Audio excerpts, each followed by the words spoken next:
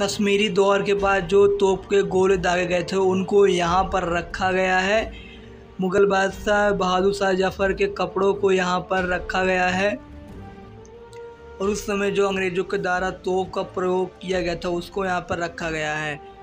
यहाँ पर कुछ एरो को भी रखा गया है और 1857 की युद्ध में जो अंग्रेज़ों के द्वारा राइफल्स और युद्ध में कुल्हाड़ी का प्रयोग किया गया था और कुछ नुकीलेदार हथियार का जो प्रयोग किया गया था उनको इस म्यूजियम में रखा गया है।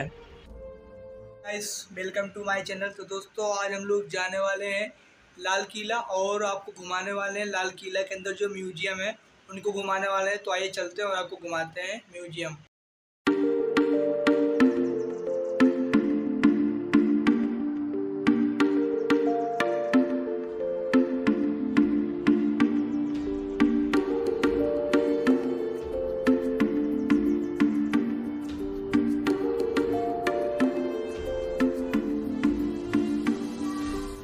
आप यहाँ जो लाल कलर की बिल्डिंग देख रहे हैं, पहले इसमें अंग्रेज सैनिक रहा करते थे, जिसे आज़ादी के बाद इसे म्यूजियम में कन्वर्ट कर दिया गया है। यहाँ पर इस तरह के कुल 5 म्यूजियम हैं। तो आइए आपको म्यूजियम दिखाते हैं। जो पहला म्यूजियम है वह भारत की प्रथम संग्राम के बारे में बताता है। म्यूजियम के अंदर आते ही आपको अनेक प्रकार की पेंटिंग्स दिखाई देंगी जो कि दीवारों पर बनी हुई हैं। 1857 के समय किस राज्य में विद्रोह, राजहरण और युद्ध की परिस्थितियां बनी हुई थी, यहाँ पर मैप में बताया गया है।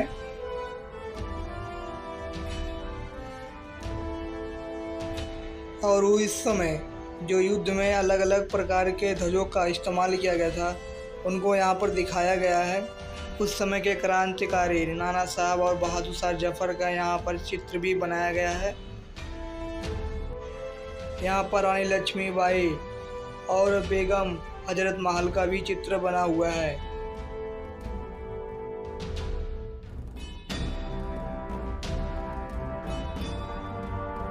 उस समय के सहायक संधि मानने वाले कुछ राज्य तथा कुछ राज्य जिन पर सहायक संधि लागू की गई थी उनको यहाँ पर दिखाया गया है मैप में।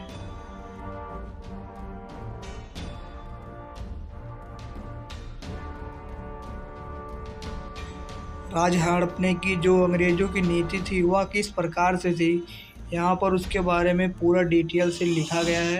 यदि आप यहाँ पर आते हैं तो इसको आराम से पढ़ सकते हैं। 1857 के समय जो युद्ध के लिए योजना प्लानिंग की जाती थी वह किस प्रकार से की जाती थी उसको यहाँ पे पूरा अच्छी तरह से समझाया गया है।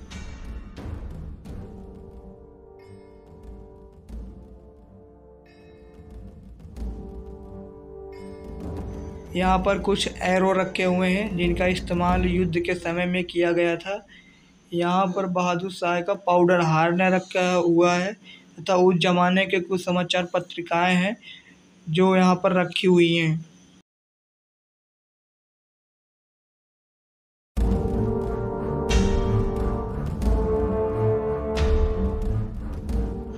मेरठ में जो क्रांति के केंद्र थे वो कौन कौन थे उसको यहाँ पे बताया गया अच्छी तरह से।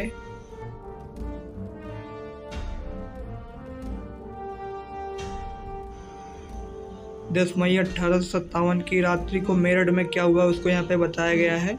और उस ज़माने में अंग्रेज़ों के द्वारा 2 राइफल्स का प्रयोग किया गया था जो कुल्हाड़ी प्रयोग में लाई गई थी, उनको यहाँ पे संरक्षित करके रखा गया है।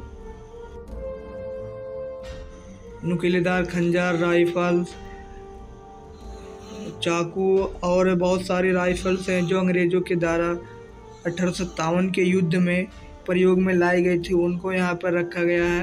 ये बहादुर शाह जफ़र की तलवार और मखान यहाँ पर रखे गए हैं और जो कश्मीरी गेट पे गोले दागे गए थे उसको यहाँ पर रखा गया है।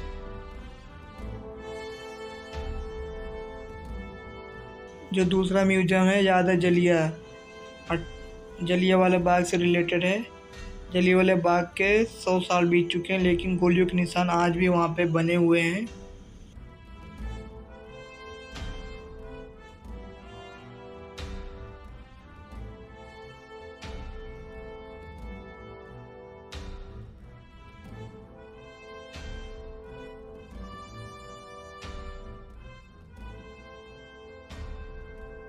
1919 जलियांवाला बाग हत्याकांड में जो लोग शहीद हुए थे उनकी याद में इस चीज़ को बनाया गया है। आप यहाँ पर उन लोगों का नाम भी सर्च कर सकते हैं और उनके जो लोग शहीद हुए थे उनके ये नाम इन दीवारों पर लिखा हुआ है। आप तीसरा म्यूजियम जो है वह नेताजी सुभाष चंद्र बोस और आज़ाद हिंद फौज के से रिलेटेड है। तो आइए हम लोग इसके अंदर चलते हैं। यहाँ पर संग्रहालय के बारे में कुछ बताया गया है। नेताजी सुभाष चंद्र बोस की तलवार और उनकी मखान यहाँ पर रखी गई है। आज़ाद हिंद फौज के सैनिक का जो पहचान पत्र होता था उसको यहाँ पर बताया गया है। आप यहाँ पर देख सकते हैं आज़ाद हिंद फौज के तमचे और जो पदक लगे हुए थे, स्टार लगे हुए थे उस ज़माने में, उनको यहाँ पर रखा गया है। आज़ाद हिंद फौज के अभियान के दौरान जो मणिपुर में जापानी मुद्राओं का प्रयोग किया गया था उनको यहाँ पर रखा गया है। आज़ाद हिंद फौज के मेजर और कप्तान के कंधे पर जो बेल्ट लगाए थे उनको यहाँ पर रखा गया है। नेताजी सुभाष चंद्र बोस की चेयर रखी गई है जिस पे वो बैठा करते थे, उनको यहाँ पर संभाल कर रखा गया है।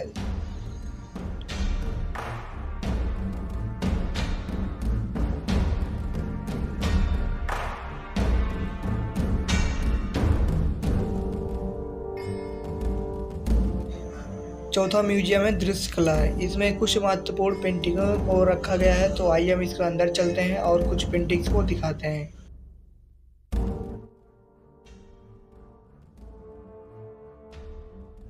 नंबर 5 आज़ादी के दीवाने। जनसंहार, उस जमाने में जो अंग्रेजों के द्वारा जनसंहार किया गया था उनको बताया गया है और जो युद्ध में उसमें तोप का प्रयोग किया गया था उसको यहाँ पर दिखाया है। यहाँ पर उस जमाने के कुछ समाचार पत्रिकाओं को यहाँ पर रखा गया है।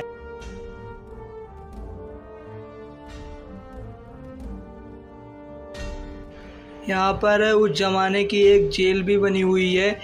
इसके अंदर कुछ बेड़ियों को यहाँ पर रखा गया था जिसका उपयोग कैदियों के लिए किया जाता था। 1933 की सेलुलर जेल भूख हड़ताल के बारे में यहाँ पर बताया गया।